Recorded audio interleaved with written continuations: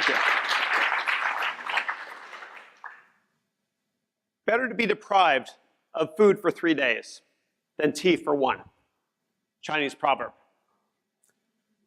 Come and share a pot of tea. My house is warm, my friendship's free. Emily Barnes. Make tea, not war. Monty Python. Everybody loves tea. When I was younger and I wasn't feeling well, my mother would give me tea, and then I'd feel much better. For hundreds of years, tea was for medicinal purposes only. And then the British discovered it, and they realized that having tea is like having a picnic indoors. And I believe it was Sting who said, "I don't take coffee, I take tea, my dear." Tea is the quintessential olive branch. And tea was actually introduced in Russia by the Chinese government as a gift to Tsar Alexis in the 1600s. Tea knows no borders. Tea is loved universally. Now, tea in America became popular in the 1800s, and green tea was very popular here. And then by World War II, you couldn't get tea in America. And so America started importing tea from India, black tea. And since then, black tea is the most popular tea in the world. Tea can change everything for us. Tea can solve all of our problems. TEA. Technology, education, and acceptance. Without all 3 of the aforementioned pillars in place, we can't move forward as a society. Without technology, education, and acceptance are wasted resources. Without education, technology, and acceptance are wasted resources. And without acceptance, we move back to the dark ages. So as we look to design our futures, if we need to move forward, we need to embrace all 3 of these items. And I'm incredibly excited about the future. If we embrace tea, again, we will solve all problems. Now, at the root of this secular growth shift is the primary catalyst of cloud computing. And I'll explain what I mean by this. In 2005, Amazon created something called Amazon Web Services, which is the most important technology platform the world has ever seen. And Jeff Bezos cut the pricing point of Amazon Web Services more than 50 times since 2005.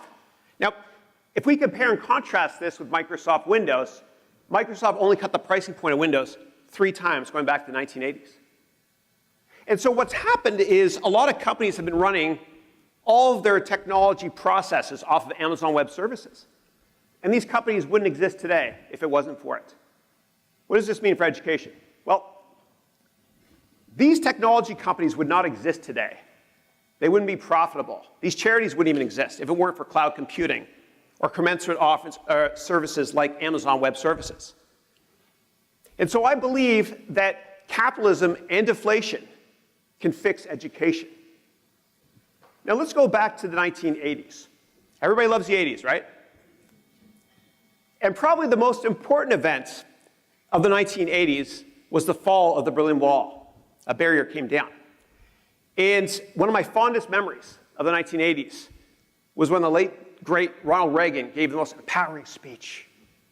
And he went off script, and he said a couple of words that changed the world. He said, "Mr. Gorbachev, tear down this wall." And the wall came down. And it was Alan Greenspan at the time that said the reason we had such incredible, prosperous economic growth in the 1990s without inflation and with low interest rates was because this barrier came down. And when the Great Wall fell, the Berlin Wall fell, what happened was you had a lot of very intelligent and well-educated Eastern European labor moving west, right? And that kept inflation in check. There are significant issues when we build walls. In 1948, in Berlin, Allied nations had to fly literally 200,000 planes over Berlin and drop basic necessities, food and water. Well, I believe that another basic necessity is the right to education as well. And I'm worried that as more people get access to online education, more firewalls will be built. We're building more walls. There's a solution to this. I'll talk about it in a couple minutes. Okay, I've taken you to the 80s. Let's now go to the 90s, which was another great decade. And because the Berlin Wall fell in 1989, the top earners in the 1990s were traders, bond traders and equity traders. And I think that teachers are going to be the bond traders of the future.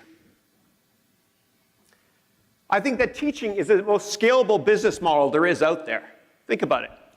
If you're a doctor or, God forbid, a lawyer, you can treat one patient at a time. If you're a teacher, you can teach students in over 190 countries at the same time. It's scalable. And so a lot of people want to teach, a lot of government officials, business executives. But quite often they say, I'll teach later in my career. And what they're not saying is they can't make enough money doing it. And I love teachers because teachers are very passionate about what they do. They don't do it for the money. And that's a beautiful thing. But now, everybody can teach, right? You've got the economic incentive in place. And so in the future, there's going to be many, many more people with practical skills that will be teaching. And so there's a pot of gold at the end of the rainbow, and it's about time teachers get compensated. And so I'm very excited to be part of this movement. So get ready for the multi-decade EdTech secular growth opportunity. Now, I've talked a bunch about the teacher. I want to talk about the student now. What a great time to be a student. You get access to all this incredible stuff online at very low prices. And the amazing thing now about being a student or a child in the middle of almost every continent is you've got more power in your cell phone. You got more access to information and faster access to information than Bill Clinton did in the 1990s. And one of these cell phones or smartphones today has more processing power than every single computer in the world in 1969 that was used to put the first person on the moon. And there's 2 billion of these things. How could you not be excited about this? And so the platform that we'll use for students going forward in the future is, of course, mobile. And the future is now. It's time. It's time for the democratization of education. A cup of tea is a cup of peace. Shositsu Zen. Every single problem in the world can be solved with EdTech. Every single problem without exception. And I want to urge our politicians in Washington and everywhere in the world to wake up and realize, respectfully, that if we're going to progress as a society, we need to understand that education fixes all problems. And the problem with Washington and Wall Street and business in general is everybody is so short-term focused. And because everyone's so short-term focused, I'm afraid we might move back to the dark ages. If we were long-term focused and we looked at education as a solution to all problems, we as a society would progress. And so I've taken you to the 90s. I've taken you to the 80s. We're going to skip the 70s because the 70s was a drag. And we're going to go back to the 60s. And I love JFK. I mean, this guy was so long-term focused. His administration created the Peace Corps. And the Peace Corps did a lot of wonderful things all over the world. He was very long-term focused. And so peacecorps.org has done a lot of good. And I challenge our politicians to create a commensurate platform called globaledtechcorp.org. And I just checked, and that website is available in case they want to register it. If this is coffee, please bring me some tea. But if this is tea, please bring me some coffee. Abraham Lincoln.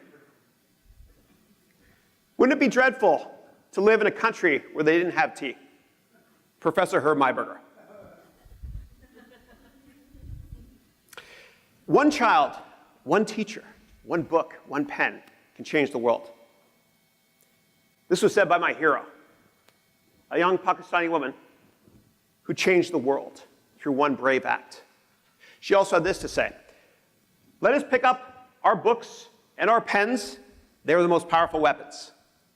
And then something tragic occurred on October 9th, 2012. Malala was shot. She was shot for demanding equal rights to education for women. She stood up for human rights. God bless her. And I think this day, October 9, 2012, should be made a global holiday, every year in every country, so we can observe the importance of education in improving society. Now, what Malala did was she embraced education and she embraced acceptance. Imagine what we can do if she embraces technology as well and adds it to her repertoire. What would result is peace and love in every country, in every city, in every house in the world. It takes one person to stand up and change the world. One person. I don't believe in sending troops overseas to fight wars we can't win or understand. I believe society can change from within. And Malala is one person. I think we're going to get to a point where there's thousands and millions of Malalas rising up, using YouTube and using technology to change the world from within. This can happen if we allow it to. And so we all have the right to water. Nobody owns it. We all have the right to air. We all have the beautiful right of freedom of religion. We can coexist together.